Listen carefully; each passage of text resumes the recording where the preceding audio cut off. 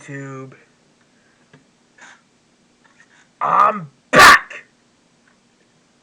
I know. Huh. It's been a couple of days.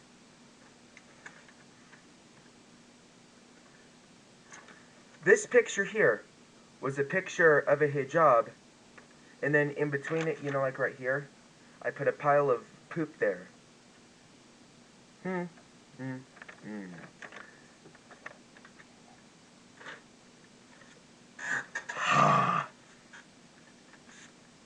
hello, Muslims and politicians. Oh, you piss me off. Pieces of crap. A Marine who hated Muslims went to a mosque to plan a bomb. His intended victims ended up saving his life. And by the way, that picture there was the head underneath that hijab. That pile of poop was the head underneath the hijab. As soon as some members of the Islamic Center of Muncie saw the man coming towards them, they knew he was trouble. He was a big guy with broad shoulders, marching toward their mosque with his head down and his face flushed red from what looked like anger. It was Friday at Muncie Islamic Center in Muncie, Indiana, and the mosque was filling with people who had come for afternoon prayers. As an outsider with the USMC tattoo on his right forearm and a skull on his left hand, he stood out. Good job, buddy. I mean it. Good job. I'm on your side. Because Muslims do want to see the world bombed. They think it's time to wipe this frickin' planet clean. This guy's name was Richard McKinney. And he was not there to worship, but to destroy. He was a former U.S. Marine who had developed a hatred towards Islam during combat in Iraq and Afghanistan. His fury depended when he returned home to Muncie to see how Muslims had settled into what he called his city, and even sent their children to sit next to his daughter at her elementary school. Ooh.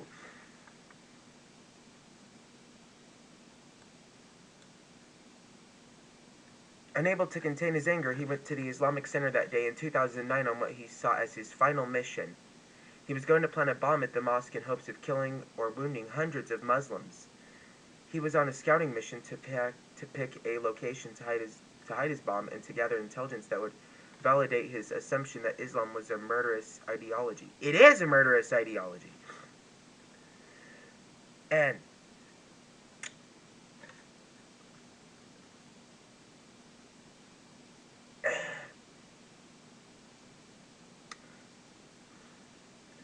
but when McKinney entered the mosque, he encountered a form of resistance that he had not planned for. Something happened that day that would change him in a way he would have never expected. Those people whose lives he intended to take would end up saving his life, which I don't believe.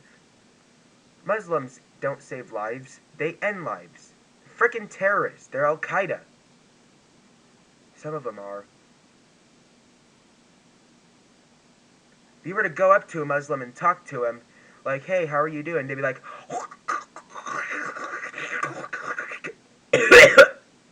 that's how they talk.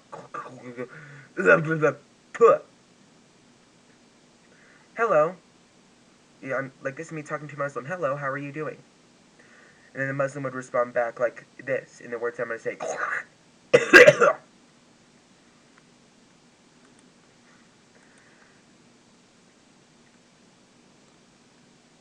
McKinney and the mosque's members built an impossible bridge to one another. What happened to McKinney at the mosque is so dramatic that it sounds like something from a movie, and in fact it is.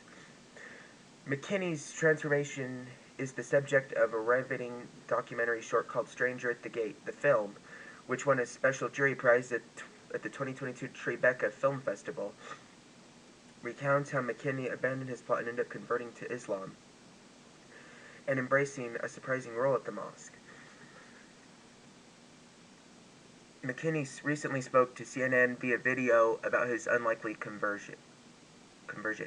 Wearing a blue Say No, Hate to Hate t-shirt over his muscular frame and a long white beard that made him look like a buff Santa Claus. McKinney told his story in a blunt, no-frills manner that underscored his 25 years in the military. McKinney says he thought his Friday afternoon might end with his death. By the end of the night, I figured they would have me in the basement with a sword to my throat, he says. Instead, several mosque members stepped forward and disarmed McKinney with some shrewd choices that may have saved their lives. The film city's one staggering act of kindness, Mohammed S. Bahrami, a native of Afghanistan and co-founder of the center, ended up hugging McKinney and erupting in tears. To this day, it still doesn't make any sense to me, McKinney says about the gesture. Joshua Seftel, the film's director, says he was drawn to McKinney's story in part because of his own experiences facing anti-Semitism growing up in Schenectady, New York, in the late 1970s and early 80s. Classmates lobbed anti-Semitic slurs while throwing pennies at him. Seftel made his film as part of, quote, The Secret Life of Muslims, an online video series. He says McKinney's story gave him hope that even some of the deepest divisions in the U.S. can be transcended. Muslims ended up saving this guy's life? I don't believe that. I don't believe Muslims were saving this guy's life. Although I do believe he hated Muslims and wanted to plant a bomb, which I don't think was a bad idea in the first place. Because if Muslims want to bomb America, we have to give them a taste of their own medicine. They were able to build an impossible bridge to one another.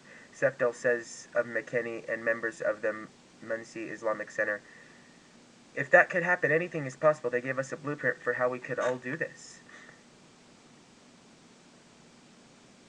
Seeing Muslims only caused his pain to resurface. He resented the presence of Muslims in Muncie because it seemed to make a mockery of the sacrifice he and his comrades made in Iraq and Afghanistan.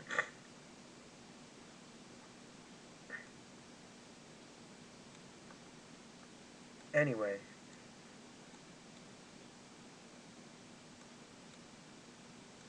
that's what I'm saying. A Marine who hated Muslims went to a mosque to plant a bomb. His intended victims ended up saving his life. I don't believe his intended victims ended up saving his life. That part I just don't believe. I don't think Muslims save lives. I think they want to end them. I think Muslims are for suicide bombings, are for hanging, are for all kinds of terroristic crap.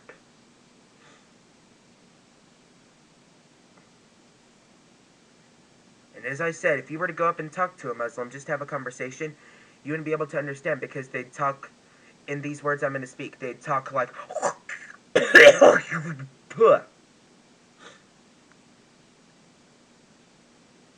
And this picture here shows, you know, the hijab? This brown part is a pile of poop. This is what the Muslim wears, and this is the poop is the Muslim's face.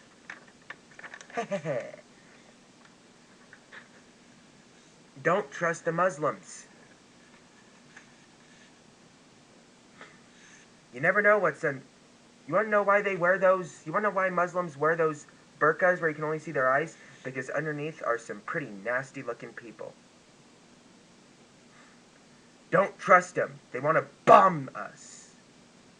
Underneath that frickin' burqa are some pretty nasty-looking people. See you next time.